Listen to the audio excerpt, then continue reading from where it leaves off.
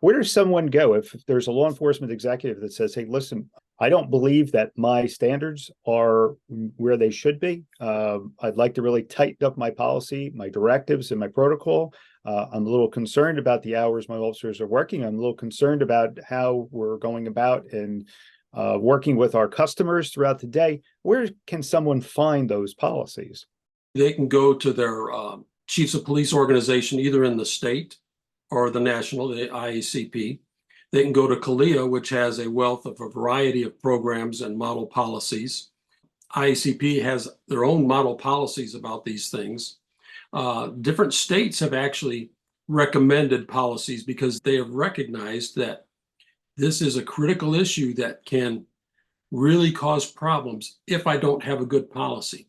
Plus, every agency knows they can go ask their neighbor agency. They can go to some very good companies out there that actually administer external programs. The very high caliber ones really have a wealth of information about how policies are built and what might be good options for that agency to consider.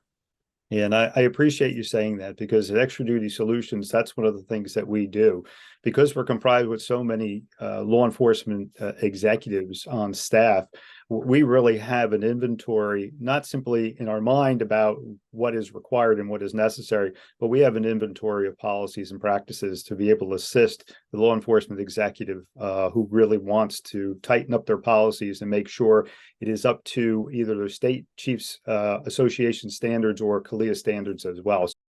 The other one is on the operational side of the program. It's a lack of oversight.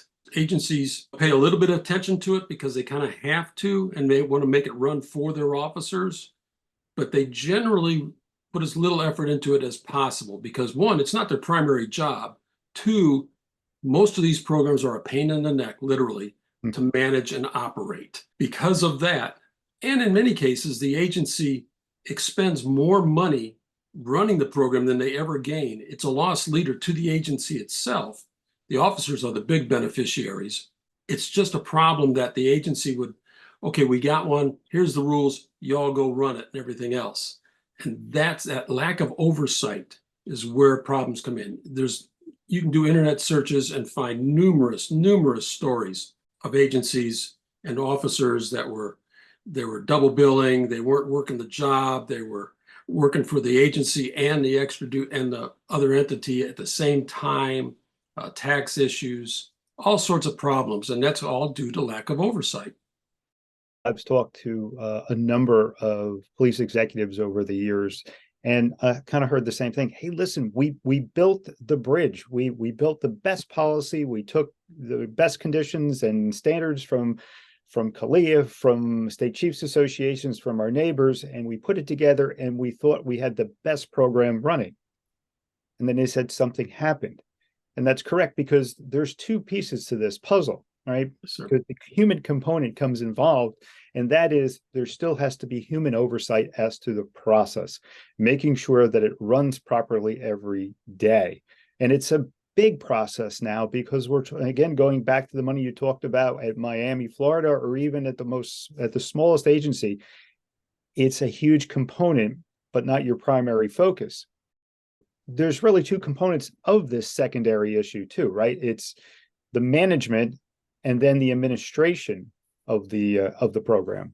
Oh, and there is a big distinction, but the agency should manage the program, set out the guidelines, set out the policy, whatever rules and regulations they want to how the program runs. The agency should set out by policy and directive and training, and then they should make sure that that program is running that way as they want, because as you pointed out, I've got a great policy, it's just not working.